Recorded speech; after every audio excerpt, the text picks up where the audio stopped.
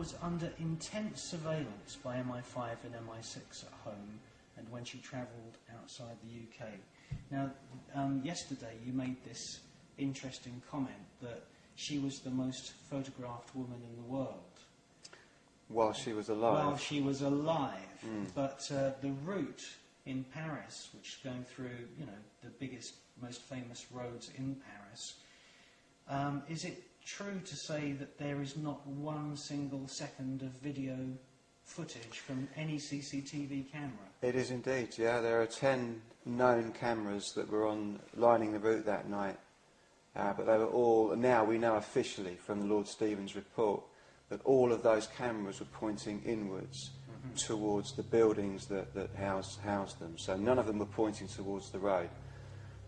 So therefore we have, allegedly, we have no footage whatsoever of Diana's journey or of the crash itself.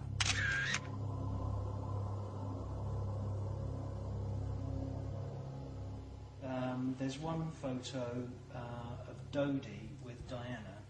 Would you say that that is a photo that was taken on the actual last fatal journey? Yeah, that's a photo of them leaving the Ritz, yeah, I think. I would say so, yeah. Now, the interesting thing about these photos by the paparazzi, because presumably that's been photographed from the back of a motorcycle. Possibly, or by one of the paparazzi outside the Ritz when they left the Ritz that night. Okay, so you would normally see a seatbelt going across somebody's shoulder because Diana's sitting in the rear seat, and therefore the seatbelt would be coming from here and going across. There's no seatbelt there. No, we know for sure now that none of the occupants were wearing their seatbelts, which is odd, really. But certainly in Diana's case, it's very strange because the minute news of her death reached Britain, all of her closest friends started to say, you know, why wasn't she wearing a seatbelt? It had become a religion for her to wear a seatbelt. She always wore her seatbelt. It was an obsession for her. But now we know, strangely, from Lord Stevens' report, again, that Diana's seatbelt in particular was jammed in the retracted position. That is a quote, verbatim, from Lord Stevens' report. Diana's seatbelt, the rear right seatbelt, was jammed in the retracted position, so she was unable to put her seatbelt on. Even though the others may have been able to, she was unable to. So that's just an interesting point that's come out of the report.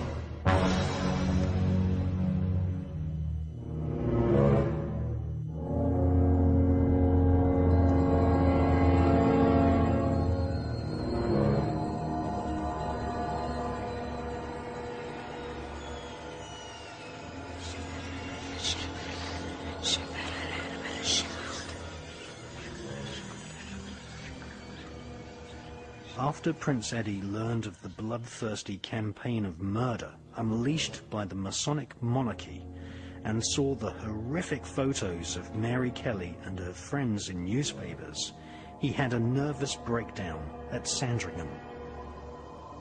Sandringham was the birthplace of Princess Diana.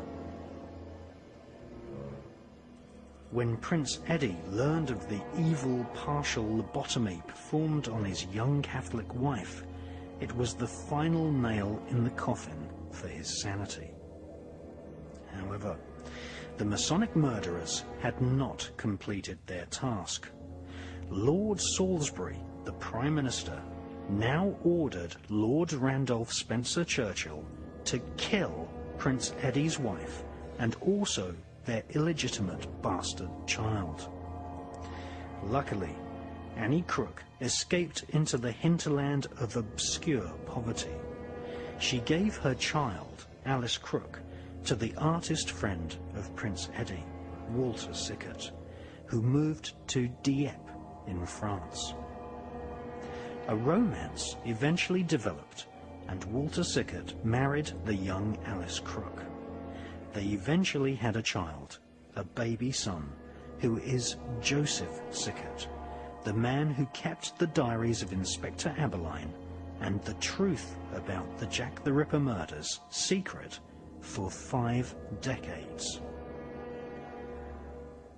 Still, the devilish cover-up plan had not ended. Prince Eddie himself then became the victim of a royal conspiracy.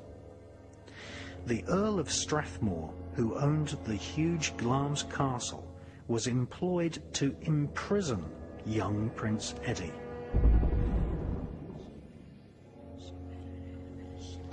The royal family lied to the entire world and announced Prince Eddie's death on the 14th of January 1892, whilst secretly keeping him prisoner in hidden chambers at Balmoral and eventually later at Glamis Castle.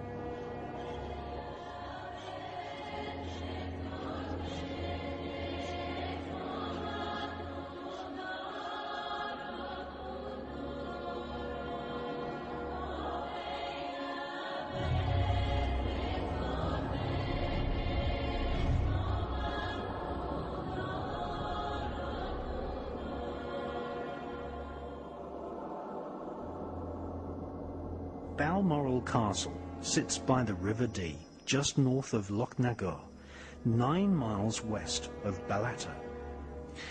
Balmoral has 25,000 private acres of forest and deer parks, all maintained at the public's expense. It was here at Balmoral, a Scottish stronghold standing nearly 1,000 feet above sea level, that was chosen as the place where Prince Eddie would be murdered.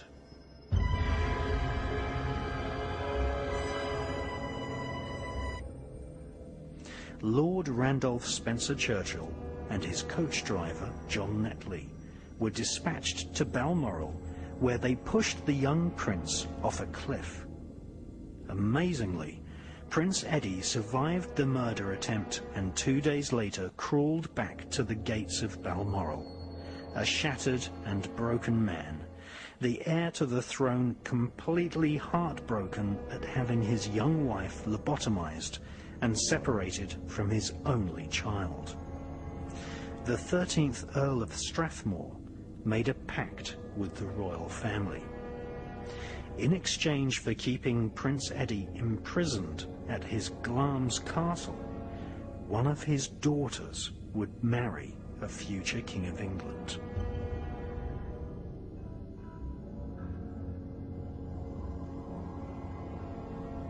Glamis Castle has more than 100 rooms and many secret chambers. Shakespeare wrote about how Macbeth committed murder in the Great Hall.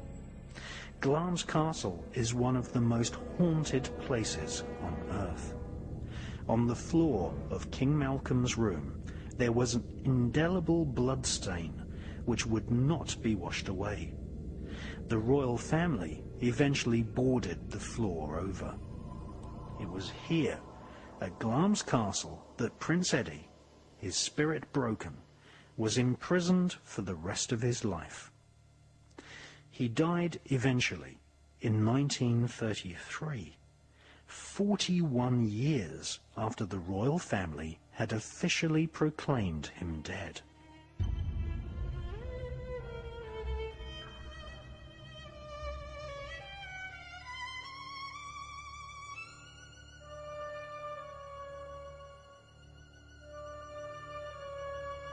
His mother, Queen Alexandra, visited Prince Eddie just once. She took a photo of her son and sent it to her sister, who was the Empress of Russia. For the first time on film, we can now see this photo, a picture of a broken-hearted man, imprisoned against his will, sitting alone in a small chamber, painting pictures which no one would ever see.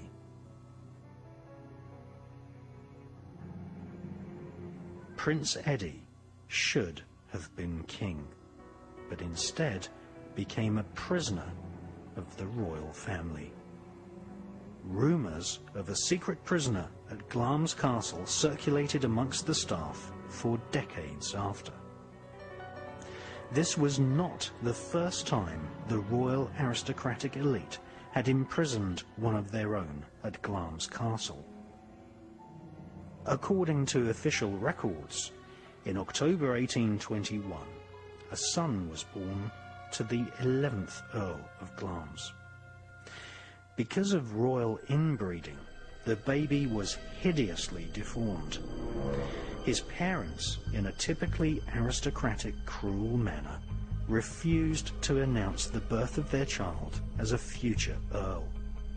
Their son was badly deformed, resembling an egg with a hairy face and incredibly muscular arms. His parents illegally registered the baby as dead at birth. The son was never given an official name, even though he lived for more than 50 years, bricked up in a chamber, being fed via a slit in a stone wall. Rumours of the so-called Glamis monster persisted right up until the middle of the 20th century. The Glamis monster was in actual fact great uncle to Queen Elizabeth, the Queen Mother.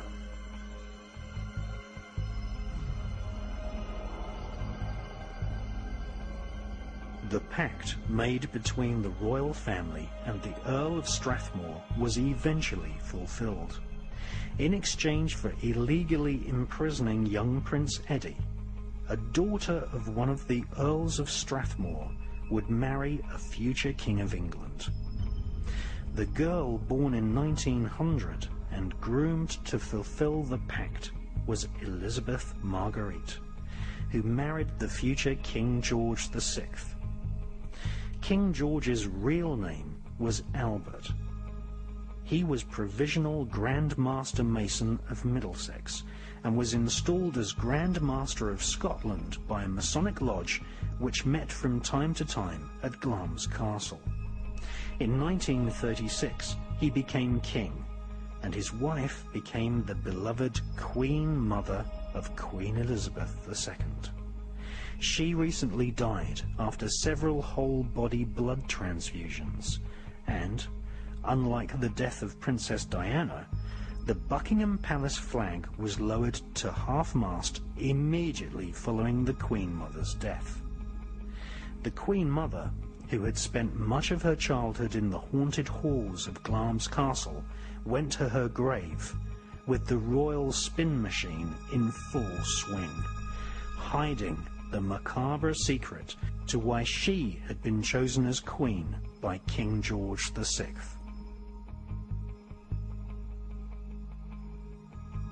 Their daughter, Elizabeth Saxe-Coburg-Gotha, whose family had invented the fake British name of Windsor to hide their German bloodline, was coronated in the bastardized version of King Solomon's occult ceremony at Westminster Abbey in 1953.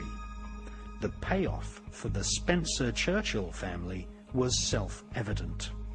Lord Randolph Spencer-Churchill's son, Winston, was made Prime Minister, and in 2 generations to come, a Spencer girl, the young, innocent, virginal Diana, would be groomed from birth to serve the royal oligarchy and marry the bachelor Prince Charles.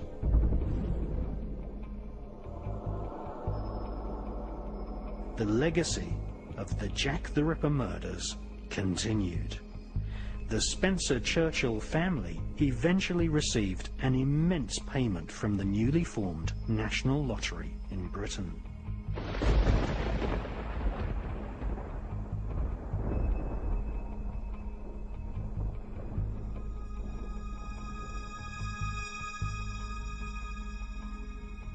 Winston Churchill was theatrically trained by his father to give speeches in the House of Commons, in the exact same fake statesman-like style his father, Lord Randolph Spencer Churchill, had used. In fact, some of the most important speeches of Winston Churchill were actually re-recorded by an actor, and it is these fake speeches which are often played on radio and television. Winston Churchill often visited Azni in Morocco, where he would bugger young Arabian boys whilst writing his memoirs, completely exonerating his father's memory in a sycophantic fake biography.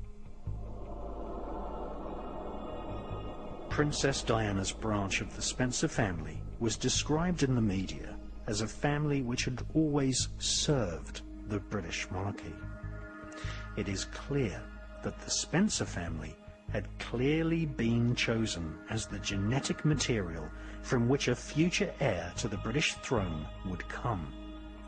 Before marrying the virginal and innocent Princess Diana, Prince Charles had had affairs with both of Diana's sisters. Princess Diana had been born on the royal Sandringham estate. Diana was psychologically groomed to breed a future heir to the throne. In Diana's own words, once she had given birth to an heir and a spare, the cruel-hearted Saxe-Coburg dynasty returned to their evil ways and ostracized Diana, eventually stripping Diana's HRH title. Following Diana's appearance on the BBC's Panorama programme, where she criticised the royal family, British military intelligence were ordered to plan a brutal car accident which would kill the people's princess.